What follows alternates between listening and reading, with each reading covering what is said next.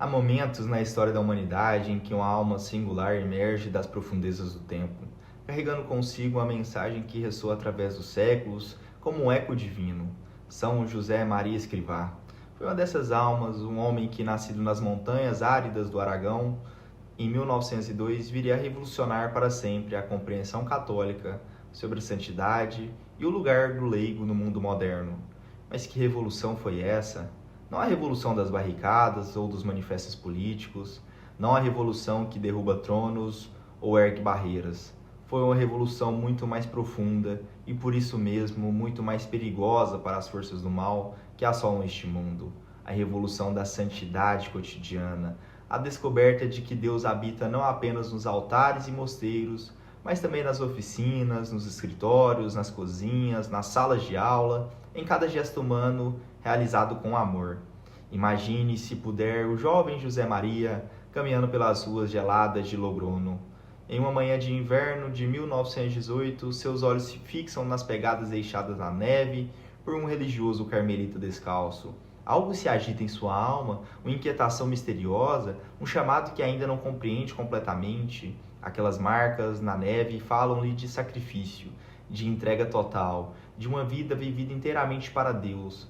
Mas o que o jovem ainda não sabe é que sua própria vocação será diferente. Não será chamado a deixar pegadas descalças na neve, mas a ensinar milhões de pessoas a deixar pegadas de santidade nos caminhos ordinários da vida. O dia 2 de outubro de 1928 marca um divisor de águas não apenas na vida de José Maria Escrivá, mas na própria história da espiritualidade católica.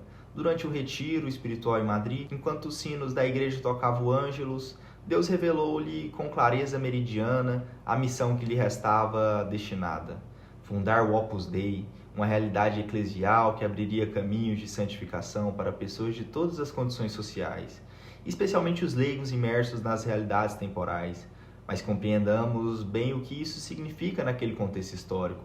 A Igreja de 1928 ainda respirava os ares de uma espiritualidade que, embora profundamente verdadeira, tendia a estabelecer uma hierarquia entre os estados de vida. A santidade era vista como o privilégio quase exclusivo dos religiosos e clérigos. Aos leigos restava uma espiritualidade de segunda categoria, uma vida cristã diminuída pelas necessidades do mundo. São José Maria veio proclamar uma verdade revolucionária. Todos, absolutamente todos os batizados estão chamados à santidade. Não a santidade adaptada ou reduzida, mas a mesma santidade heróica dos grandes santos da Igreja. E mais, essa santidade não deveria ser buscada apesar das ocupações mundanas, mas precisamente através delas. Encontramos Deus invisível nas coisas mais visíveis e materiais, diria ele anos mais tarde.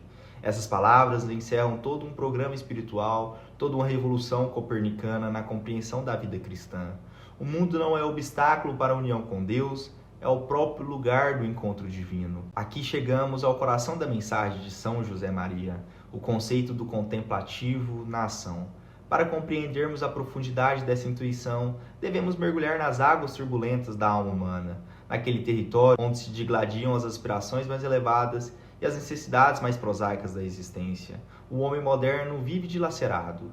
De um lado, sente em si o chamado do infinito, a sede de transcendência, o desejo ardente de união com Deus. De outro, encontra-se imerso em um mundo que parece conspirar contra essa aspiração.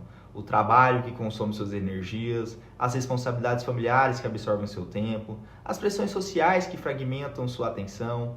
Como conciliar Marta e Maria? Como ser contemplativo sem fugir do mundo? Como ser ativo sem perder a alma? São José Maria oferece uma resposta que é simultaneamente simples e revolucionária: a unidade de vida.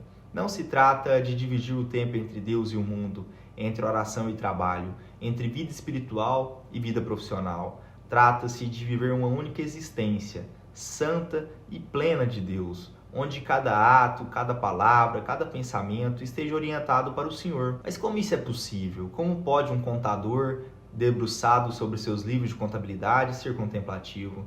Como pode uma mãe de família, no meio do caos doméstico, manter-se unida a Deus? Como pode um operário, no barulho da fábrica, escutar a voz do Altíssimo? A resposta está na transformação interior que a graça opera na alma. Quando o cristão compreende que seu trabalho não é mera necessidade econômica, mas colaboração no plano criador de Deus, quando entende que suas responsabilidades familiares são participação na paternidade divina, quando descobre que suas relações sociais são oportunidade de apostolado, então toda sua existência se transfigura. O ordinário torna-se extraordinário, o profano revela-se sagrado, o temporal abre-se ao eterno. Mas detenhamos um momento neste ponto central da espiritualidade escriviana. A santificação do trabalho, que significa isso exatamente, não se trata de uma mera espiritualização superficial das atividades profissionais, como se bastasse rezar antes de começar o trabalho ou oferecer a Deus os frutos do labor. Trata-se de algo muito mais profundo e radical. São José Maria ensina que o trabalho bem feito é, em si mesmo, oração. Quando o cristão se empenha em realizar suas tarefas com perfeição técnica, com honestidade, com espírito de serviço, está oferecendo a Deus um culto agradável, mas ainda está colaborando na obra da criação, está participando da atividade criadora divina, está contribuindo para o aperfeiçoamento do mundo. Esta visão resgata a dignidade ontológica do trabalho humano, elevando-o muito acima da mera necessidade econômica ou da simples realização pessoal. O trabalho torna-se sacramento, canal de graça, meio de santificação pessoal e de apostolado. O cristão que trabalha com esta mentalidade não está simplesmente ganhando a vida, está construindo o reino de Deus na terra. Mas aqui surge uma questão que atormenta a consciência moderna: como manter essa perspectiva sobrenatural em um mundo cada vez mais secularizado e materialista? Como ser contemplativo em uma sociedade que idolatra a eficiência e o lucro? Como santificar o trabalho em um ambiente que frequentemente exige compromissos éticos duvidosos? Vivemos em uma época que São José não chegou a conhecer completamente, mas que sua espiritualidade antecipou com notável precisão profética. O mundo pós-moderno apresenta desafios inéditos para o cristão leigo, que busca viver sua fé no meio das realidades temporais. A sociedade contemporânea, dominada por alguns teólogos, chamam de Deus capital, criou um sistema perverso onde apenas os capazes e competentes têm lugar. A competitividade desenfreada, a busca obsessiva pela eficiência, a idolatria do consumo, tudo isso gera um ambiente hostil à vida espiritual. O homem moderno encontra-se fragmentado, dividido entre múltiplas exigências que parecem incompatíveis entre si. Neste contexto, a mensagem de São José ressoa com força profética. Sua espiritualidade oferece ao cristão contemporâneo as ferramentas necessárias para navegar nas águas turbulentas da pós-modernidade, sem perder a alma. A unidade de vida torna-se antídoto contra a fragmentação. A santificação do trabalho oferece sentido transcendente às atividades profissionais. A contemplação no meio do mundo permite encontrar Deus mesmo no caos urbano. Mas não nos iludamos. Viver esta espiritualidade no mundo atual exige heroísmo, exige a coragem de nadar contra a corrente, de manter valores eternos em uma sociedade que absolutiza o temporal, de buscar a santidade em ambientes frequentemente hostis à vida espiritual. Em primeiro lugar, a oração, depois a expiação, e em terceiro lugar, mas só em terceiro lugar, a ação. Esta máxima de São José Maria, registrada em seu livro O Caminho, revela os segredos de toda a sua espiritualidade, a primazia absoluta da vida interior. Pode parecer paradoxal que um santo que tanto insistiu na santificação das realidades temporais coloque a oração em primeiro lugar, mas não há contradição alguma. São José Maria compreendeu que sem uma vida de oração intensa e constante, o cristão inevitavelmente sucumbe ao ativismo estéril ou ao mundanismo espiritual. A oração é o oxigênio da alma, a fonte de onde brota toda a autêntica atividade apostólica. É na oração que o cristão encontra a força para manter a perspectiva sobrenatural em meio às pressões do mundo. É na oração que descobre o sentido profundo de suas atividades cotidianas. É na oração que se alimenta o amor que deve animar toda a sua existência. Mas São José Maria não propõe uma oração desencarnada, divorciada da realidade. Sua espiritualidade integra oração e vida de tal modo que toda existência se torna oração.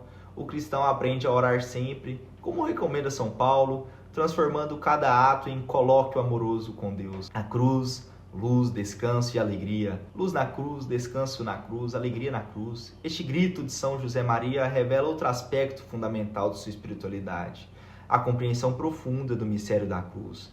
Para o santo de Barbastro, a cruz não é apenas um símbolo de sofrimento, mas a chave que desvenda o sentido último da existência cristã.